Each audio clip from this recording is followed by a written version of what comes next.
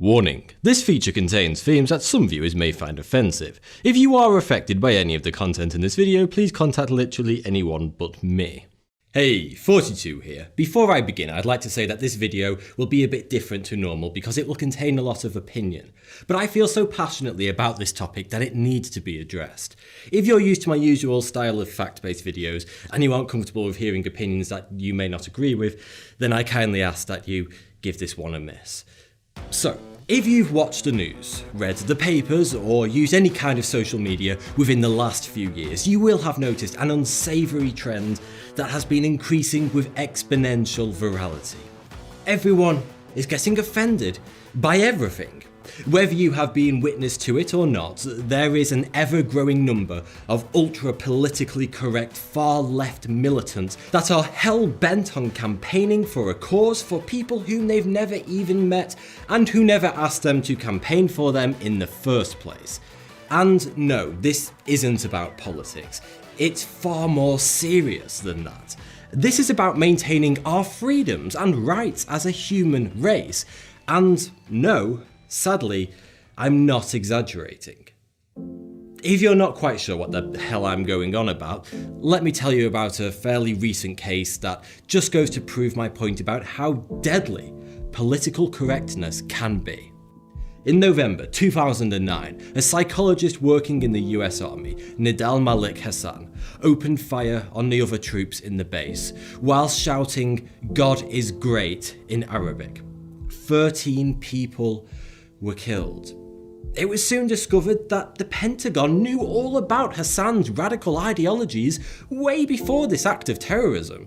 They were aware of a whole bunch of emails he had been sending to other radical Muslims.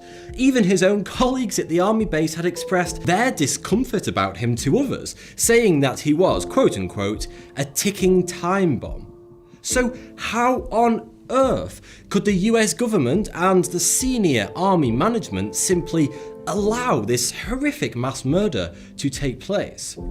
Well, because the powers that be within the US Army were too afraid of being accused of racially profiling someone to take any action against him. And so, because of the unyielding pressure of political correctness in the modern age, 13 people, tragically, had to die. The effects of the over-offended can be seen strongly in comedy. The 60s, 70s and 80s were full of original, geniusly witty TV comedies that have yet to be bettered, such as Monty Python, Fawlty Towers, Blackadder, Yes Minister, and a handful of others which I'm sure you all have fond memories of, but there are too many to name here. But each and every one of these shows delved into the realm of what overly sensitive people today might wrongly call sexist, homophobic, or racist. One notable example is what many people consider to be the greatest 30 minutes of TV comedy ever written and performed, the Fawlty Towers episode, The Germans. The whole 30 minutes is stuffed full of non-PC jokes that wouldn't dare to be part of any contemporary TV sitcom. One particular scene shows a resident of Fawlty Towers, Major Gowan, using racial slurs against West Indians and Germans. Sadly, due to the increasingly sensitive nature of some TV viewers today, this scene is now completely cut by the BBC from the episode whenever they air it on TV. But what most people fail to see, of course, is that the writers John Cleese and Connie Booth are by no means supporting such racial slurs. They are, in fact, doing the opposite. They are making a joke out of the Major's, a completely fictional character, ignorance and prejudice towards other cultures and races. And that is just totally fine. Because racism is wrong, and we should make fun of those who practice it. So how is it that I can so confidently say that such TV moments were categorically not racist? Well, for one simple reason. It is comedy. Comedy should have no bounds. When horrendous, unthinkable things happen, such as war, the Holocaust, slavery, disease, and oppression, it is human nature to want to make things better, unless of course you are the one causing suffering. And we can often make good of any bad situation by simply having a laugh. During the war and the Great Depression, comedy sitcoms and talk shows were broadcast on radio stations all day long, every day. Such shows would often attract audiences of 30 million plus listeners. 30 million people wanted to listen to comedy in the middle of a war. Because when the chips are down and all seems lost, it's the small things that really matter. It might just be that moment of laughter one gets from a comedy sketch on the radio. It might trivialise the seemingly insurmountable issues you are facing by poking fun at them, and so making them seem just a little bit less horrible. And slightly more tolerable. Of course, being intentionally prejudiced towards a specific group of people is a horrible thing. But when we are forced to conform to extreme political correctness, it only strips away our freedom of speech and our ability to express ourselves. Today's stand-up comedians have fallen victim to the ever-tightening PC noose around their creative necks. More so than ever, comedians are having to censor their own material, making it less offensive and more politically correct, just to appease what many journalists are calling the snowflake generation.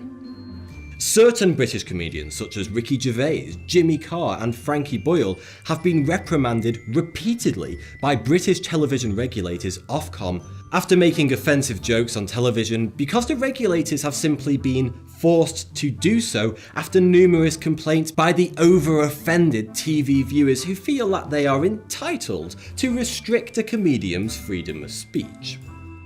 And even more frighteningly, the issue is intensified by the fact that the snowflake generation are using social media en masse, such as Twitter, to publicly ridicule and beat down any comedian who uses anti-PC language in their comedy.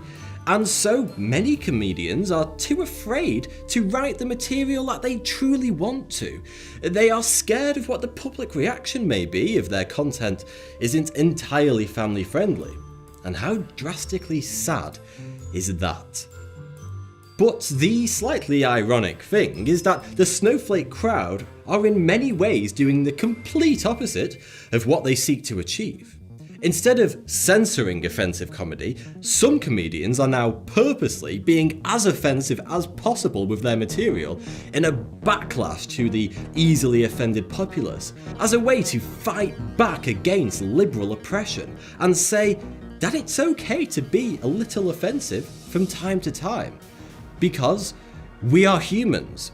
We are not perfect, and sometimes joining in on a joke, even if it's at one's own expense, can be a most joyous thing.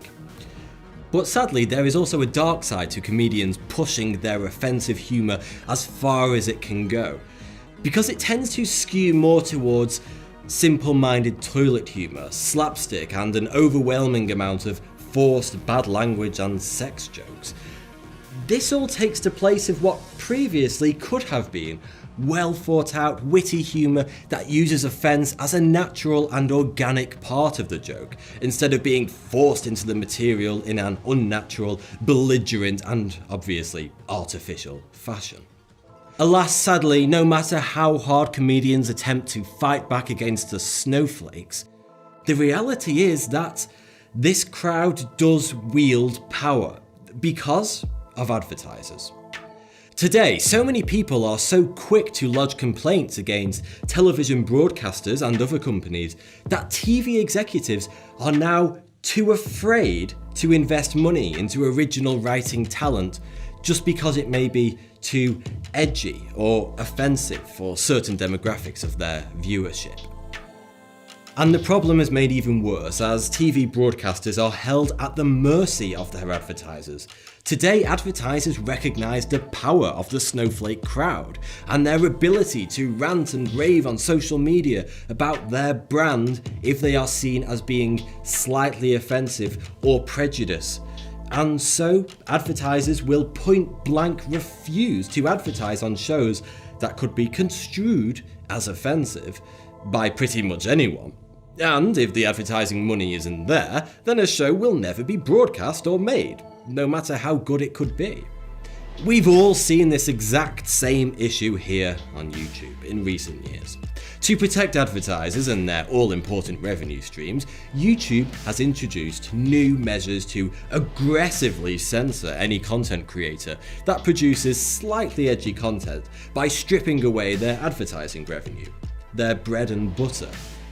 I make a lot of videos about history, and war is a prominent and natural feature of our history, which should be openly talked about so we can learn from our mistakes. Not to mention, it's really interesting. But any video that so much mentions the word war has been entirely stripped of advertisements, at least in my case, because God forbid someone out there is offended by a recount of accurate historical events. But we can't blame YouTube, or even the advertisers, for this mass censorship. It really isn't their fault. They are just responding to what the public wants, to protect their own revenue, and any business would do that. It is the easily offended, the complainers, those that are quick to reprimand people who seek to speak freely and unimpeded, that are the ones truly responsible. They are the rotten core, the true cause of what has to inevitably be a rapid decline in creativity. But is it really that wrong to be offended? No, of course it's not. Everyone gets offended from time to time. It is natural, it is human nature to take a dislike to comments or actions that cause us upset. The public have always taken offence. That's not new.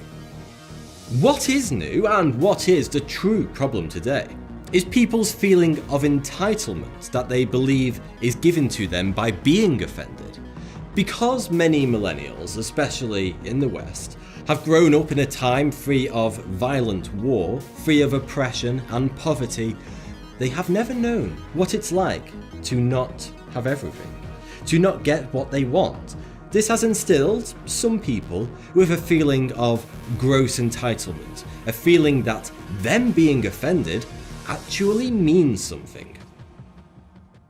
Well, let me tell you straight. Being offended doesn't mean anything. It's a natural human response, and it's okay to be offended or even disgusted at other people's actions, but it absolutely does not give you the right to control how others behave and talk. If someone calls you stupid, you rightly should be offended, but that doesn't mean you can start a campaign to prevent people from using the word stupid. That would be stupid, and it's also a little something we like to call oppression. Don't get me wrong, I'm not talking about every young person out there, far from it. I'm simply talking about a small minority, but as is often the case in life, it's the few that spoil it for the many. But why is being so openly offended and making sure that everyone possible knows how utterly offended you are such a bad thing? Well, there is a fundamental problem with being offended and making a big deal of it. Offence is subjective. What each of us is offended by is vastly different from person to person. What offends us depends on our social and economic background, our religious views or lack of, the friendships you've had, how you were brought up, where you live, your political affiliation, your ethnicity, sexuality, age, gender, even your diet. And just because you are offended by a specific thing, it does not mean that the rest of the world should be. Because we are all unique and varied. And if we weren't, then wouldn't we all be exactly the same and have the same beliefs? And that doesn't sound like much fun, does it? My point is, where does it stop? I'm slightly offended by people who drink instant coffee, but am I going to protest against it? Or call the police? No, because me being offended doesn't matter. It gives me no rights, and it's not my place to tell others how to behave. At the end of the day, no one is being harmed, no crime has been committed. So why should I care? Everyone out there is offended by different things. You can guarantee that no matter what you think of, there will be someone out there in the world who finds it offensive. You can never fully police every thought, freedom of speech and people's behaviours, because doing so would be trying to police everyone and everything that they say. The so-called snowflake generation are trying to police thought and free speech. And the totally ironic thing is that the vast majority of the millennial mind police would consider themselves to be very liberal, wouldn't you say? Now, I don't know about you, but I would say that attempting to prevent people from thinking a certain way, from saying what they want, and stopping them from behaving in a natural and human way, is the opposite of liberal. It's actually incredibly fascist. And to make matters worse, it's not just the public that are getting offended too easily, it's our government too. As was demonstrated with a very recent and shocking case in Scotland. Scottish comedian and YouTuber Mark Meechan posted a video on YouTube in which he lightheartedly explained that he is sick of his girlfriend thinking that absolutely everything her pet pug does is adorable and cute, and so he thought it would be funny to teach the pug to do the least cute and most horrific thing that he could think of, which is of course being a Nazi. So, Mark taught the pug behind his girlfriend's back that upon hearing the command, "Gas the Jews," the pug would raise his stubby little leg in what we would infer to be a Nazi salute. Now, of course, the hilarious thing about this is that the adorable little pug has no idea what it is doing. It is completely deadpan. And that juxtaposition between the cute and the horrific makes for a really funny video. Is Mark Meechan supporting the views, ideologies and actions of the Nazis? No. Does making and posting this video online make him a neo-Nazi or supporter of anti-Semitism? Absolutely not. Because it was obviously intended as comedy and no more than that, and there categorically should be no rules when it comes to comedy. Sure. Some people may find this video insensitive, but I'm sorry, you either have to have free speech or nothing at all, especially when it comes to comedy, because as soon as you start to draw lines between what is okay to make fun of and what isn't, you start policing people's thoughts and people's free speech. And that is just a slippery slope into a war on intelligence and rational thought. Two things that we must fight to defend, no matter the cost. After being posted on Reddit, Meechan's video went viral, gathering 3 million views. Subsequently, Meechan was arrested on suspicion of hate crime. In March 2018, he faced trial in court, in what was a very sad day for freedom of speech. Meechan was found guilty and sentenced to a fine of £800. £800 may not seem like a heavy sentence, but the very fact that there was a trial at all, and even worse that a guilty verdict was reached, is a very sad precedent for democracy, free speech, and everything that makes being a human, being free and being able to express ourselves so great and so precious. In the words of Mark Meechan himself, when you start jailing comedians for making jokes, you're heading down a slippery slope. And my God, he couldn't be more right. I'm not being overly dramatic when I say that this decision sets a very dangerous precedent that should make us all very worried about the future of free speech. The judge actually tried to put forward the ridiculously absurd case that Meechan's video was not intended as comedy, but was instead some kind of Nazi propaganda with a goal to unite the masses in the act of gassing Jews, and the cute pug was only a way to disguise his true evil and malicious intent. I'm not pulling your leg. That is what the court genuinely said. This is obviously a load of crap because it was unquestionably comedy. But one has to ask, by sentencing Meechan for making this comedy video, aren't the courts suppressing his free speech? Just like the Nazis did?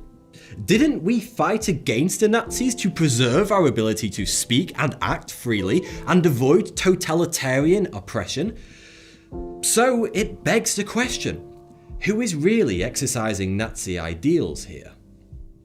The only thing that was refreshingly nice to see was the overwhelming public support for Mark Meechan in defence of his ill treatment by the court. Many comedians also spoke out publicly defending Meechan's actions, namely Ricky Gervais, providing hope that rational thought and a desire for free speech are still well and alive within our society. Let's just hope we can keep it that way.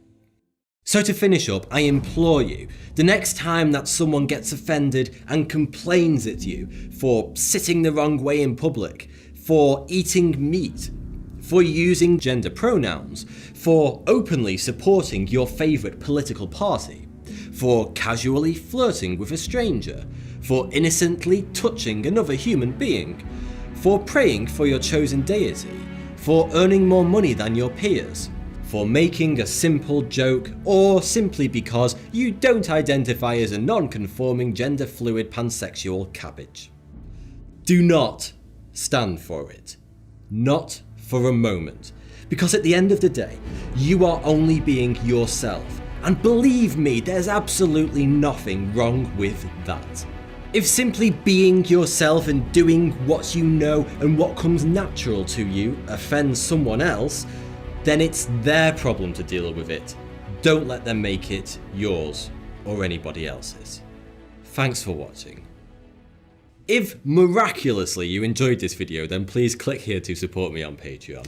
Don't forget to subscribe if you haven't already.